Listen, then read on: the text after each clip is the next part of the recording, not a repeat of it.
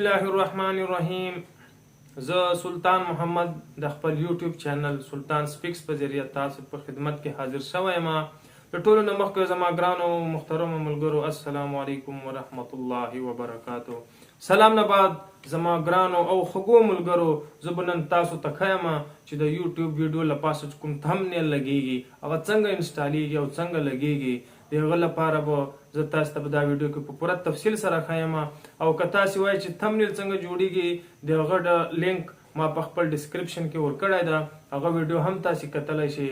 نو زما ګرانو ملګرو د دې نه مخکې چې زموږ لاړ شو د موبایل سکرین ته، تاسو نه یو گزارش کوم چې زما دا یوټیوب چینل چې دا سبسکرایب کړئ او ویډیو که ښه لګیږي درته یعنی ما صحیح جوړه کړې ده نو ویډیو ته لایک ورکړئ او شیر یې هم کړئ. نو راځئ ملګرو د تاسو ټایم ضایع کولو بغیر زه د موبایل سکرین ته.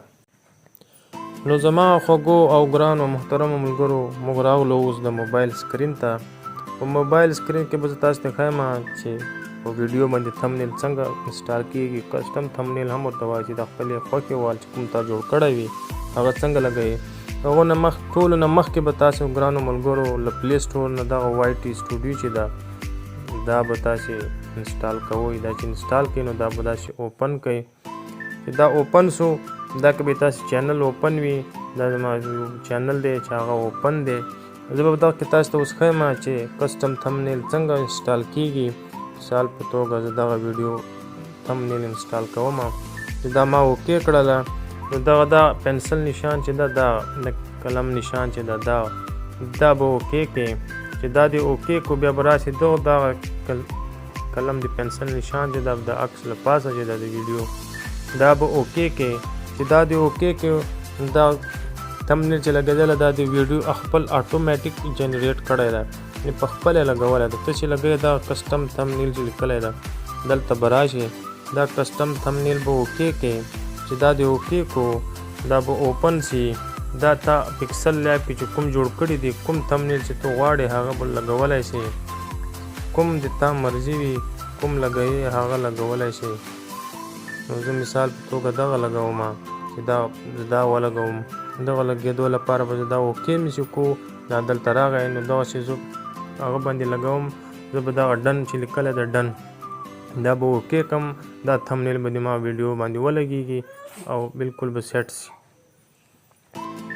دا ما سیو کو ډن مې کو دا دلته راغی تھمبنیل. اوس دا سیو کوي یعنې د ما په ویډیو ولګېږي نو دا به دلته اوکې کې دا سیو چې لیکلی ده دا سیو مې کو دا سیو کېږي. اوس زما ګرانو خوږو ملګرو دغه د تھمبنیل راغی کوم ما هلته کسټم تھمبنیل یعنې د خپلې خوښې وال چې ما جوړ کړی و هغه دلته اوکې سو. دا اوس به تاسو ووینئ چې دغلته راشي. ګرانو ملګرو دغه د تاسو ولیدو چې مخکې کوم تھمبنیل و او اوس ما کوم تھمبنیل پرې لګولی دی تاسو یې کتلی شئ.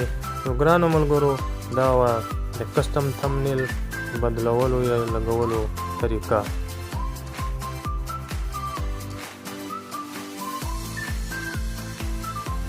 نو زما ګرانو ملګرو تاسو ولیده چې تھمبنیل څنګه انسټال کیږي په ویډیو باندې ما په ډېر تفصیل او په ښه طریقه باندې درته وښودله.